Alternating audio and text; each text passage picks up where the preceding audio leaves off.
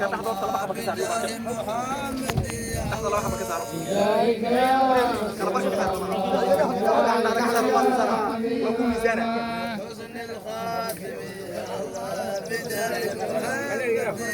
يسلم مدك على